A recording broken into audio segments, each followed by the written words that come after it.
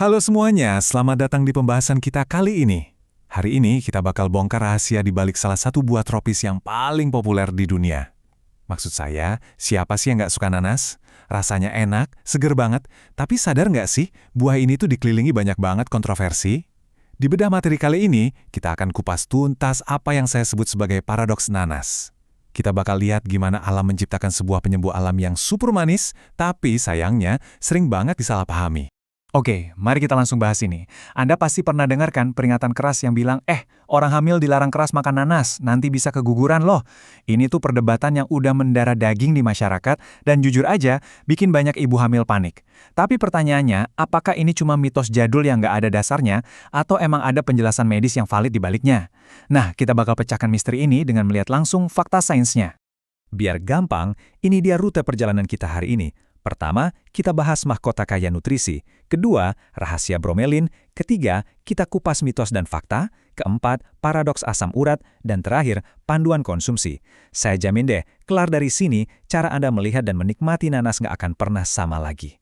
Kita masuk ke bagian pertama. Mahkota kaya nutrisi dari alam. Nanas, atau nama keren ilmiahnya Ananas commosus, aslinya tuh dari Amerika Selatan.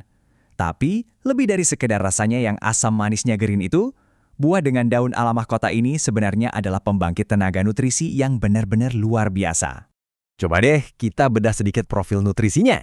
Bayangin aja cuma dari satu porsi nanas, Anda udah memenuhi sekitar 130% kebutuhan vitamin C harian. 130% loh, vitamin C ini tuh jagoan banget buat ngikat radikal bebas dan ngebus imun tubuh kita. Nggak cuma itu, nanas juga syarat sama vitamin B, asam folat, dan mineral penting kayak kalium, tembaga, dan zat besi. Terus buat Anda yang lagi jaga berat badan, ini kabar baiknya. Nanas itu tinggi serat dan air, tapi rendah kalori, jadi bikin kenyang lebih lama tanpa perlu ngerasa bersalah. Nah, angka-angka tadi bukan cuma pajangan di atas kertas ya. Antioksidan dan serat di dalamnya itu ibaratnya pelindung super buat organ vital Anda. Seratnya secara aktif bantu nurunin penumpukan kolesterol jahat di pembuluh darah, yang artinya ini ngebantu banget ngelindungin jantung Anda. Sementara itu, nutrisi lainnya ngebantu ginjal menyaring limbah dari darah, bahkan terbukti bisa bantu melarutkan batu ginjal. Keren banget kan buat ukuran buah tropis? Sekarang kita masuk ke bagian 2, rahasia bromelin. Ini dia inti dari segala keajaiban medis buah nanas yang mau kita bahas. Kenalin bromelain. Ini adalah tokoh utama dalam pembahasan kita hari ini. Bromelain ini adalah enzim proteolitik. Maksudnya apa tuh? Intinya, tugas utamanya adalah mencerna dan memecah protein. Tapi efek dari pemecahan protein ini tuh benar-benar gokil buat tubuh kita. Dia berfungsi sebagai agen anti radang alami yang super kuat. Enzim ini secara drastis bisa ngurangin peradangan, mempercepat penyembuhan jaringan yang rusak, dan meredakan rasa sakit. Makanya nih, nggak heran banyak banget atlet pro yang hobi makan nanas abis latihan berat, buat pemulihan otot secara instan. Nah, yang paling menarik dari sini adalah lokasi tempat si enzim ajaib ini ngumpet. Daging nanas yang sering kita makan itu emang manis dan nyegerin, tapi kadar enzim bromelainnya tuh relatif rendah. Coba tebak di mana konsentrasi paling besarnya. Yap, di bagian bonggol alias inti tengahnya yang keras dan berserat itu. Disitulah markas besarnya bromelain. Plot twistnya apa coba? Bonggol ini adalah bagian yang hampir selalu kita buang ke tempat sampah pas lagi potong nanas. Sadar nggak sih, selama ini kita ngebuang pahlawan utamanya? Oh ya, fakta ini sekaligus ngejawab satu misteri besar. Pernah nggak sih pas lagi makan nanas, lidah atau mulut rasanya gatel, perih, atau agak panas? Itu bukan karena Anda alergi ya, itu murni karena enzim bromelain ini lagi asyik memecah protein di sel-sel mulut dan lidah Anda. Jadi ibaratnya nih, pas Anda ngunyah nanas, si nanas ini secara harfiah lagi sedikit makan Anda balik. Tapi tenang aja, ini fenomena alami kok dan sama sekali nggak berbahaya. Lanjut ke bagian 3, mitos dan fakta. Karena kita udah tahu gimana bromelain ini bekerja, sekarang waktunya kita luruskan kebingungan-kebingungan yang sering banget seliweran di masyarakat. Balik lagi ke pertanyaan awal. Apa benar nanas bikin keguguran? Gini, secara medis, bromelain emang bisa merangsang hormon prostaglandin yang memicu kontraksi rahim dan bikin serviks jadi lunak. Tapi, jadi poin krusialnya adalah ini. Berdasarkan riset, seorang ibu hamil harus makan sekitar 5-8 buah nanas utuh sekaligus dalam satu waktu. Baru deh kadar bromelainnya cukup buat nimbulin risiko pelunakan serviks. Makan satu porsi kecil nanas mah nggak bakal ngasih efek bahaya ke janin. Ya, palingan rasa asamnya aja yang bisa bikin mual, terutama di trimester pertama.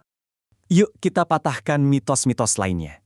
Katanya nanas bisa nyembuhin kanker. Ah, itu mitos. Nanas emang punya antioksidan buat nangkal radikal bebas dan mencegah kerusakan sel sejak awal. Tapi dia nggak secara ajaib ngebunuh sel kanker yang udah ada. Mencegah osteoporosis, ini juga mitos yang salah kaprah banget. Kalsium di nanas itu super duper rendah, dan malah serat tingginya itu bisa ngehambat tubuh nyerap kalsium secara optimal. Jadi kalau butuh kalsium ya minum susu, bukan makan nanas. Terus, nanas atau biji buah bikin usus buntu. Murni mitos. Radang usus buntu itu nggak disebabkan oleh konsumsi buah kok. Fakta-fakta barusan ngebawa kita ke bagian 4, paradoks asam urat. Ini lucunya. Di satu sisi, nanas dipuji abis-abisan karena ampuh nurunin asam urat dan redai nyeri sendi. Tapi di sisi lain, banyak orang yang abis makan nanas malah asam uratnya kambuh parah. Kok bisa sih satu buah punya dua efek yang saling bertolak belakang gini? Dan ini menggambarkan dengan sangat brilian akar masalahnya. Jawabannya tuh murni ada di tingkat kematangan buah pas Anda makan. Gini, nanas muda yang masih segar itu fruktosanya rendah. Bromelainnya kerja maksimal ngeblokir zat-zat pemicu nyeri sendi. Tapi kalau nanasnya terlalu matang, yang warnanya udah kuning banget dan baunya tajam, glukosa dan fruktosanya tuh melonjak drastis. Fruktosa yang tinggi ini gampang banget berfermentasi jadi alkohol. Ada kadang bisa nyiumkan aroma alkoholnya. Nah, alkohol hasil fermentasi inilah si pelaku utama yang bikin asam urat melonjak dan peradangan makin parah. Bagian kelima, panduan konsumsi. Karena kita udah paham biologinya dan tahu jebakan kematangannya, sekarang mari kita bahas cara paling tepat buat mengonsumsi nanas biar sesuai sama target kesehatan Anda. Banyak dari kita yang terbiasa merendam nanas pakai air garam sebelum dimakan biar lidah nggak gatal. Tapi Anda harus ngerti apa yang terjadi di situ.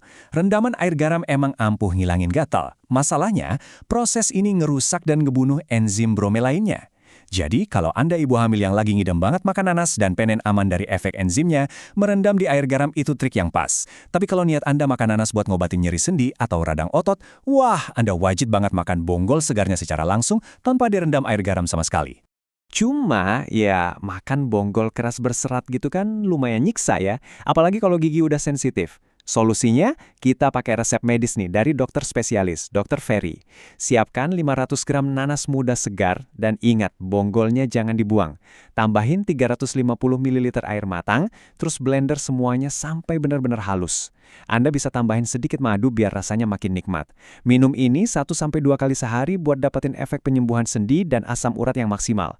Dan tenang aja, rasa gatalnya bakal jauh berkurang kok karena udah di blender dan kecampur sama air liur pas diminum. Sebelum kita udahan, saya kasih satu tips pro nih. Kalau Anda potong nanas dan nggak langsung habis, selalu simpan potongannya di dalam freezer. Jangan cuma di kulkas bagian bawah ya. Kenapa? Karena suhu beku di freezer itu bakal secara total menghentikan proses fermentasi gula. Ini benar-benar krusial biar nanasnya nggak berubah jadi alkohol yang memicu asam urat, sekaligus mengunci vitamin C biar nggak hilang. Kita udah lihat betapa memukaunya buah tropis yang satu ini. Dari cara enzimnya memecah protein buat nyembuhin otot, ngebongkar mitos soal ibu hamil, sampai paham gimana kematangan buah bisa micu paradoks asam urat. Jadi saya mau ninggalin Anda dengan satu pertanyaan penting. Setelah tahu ada kekuatan penyembuh raksasa di tengah buah ini, mulai sekarang, masa iya sih Anda masih rela ngebuang bonggol nanas ke tempat sampah? Pikirin itu baik-baik ya sebelum Anda motong camilan sehat Anda nanti.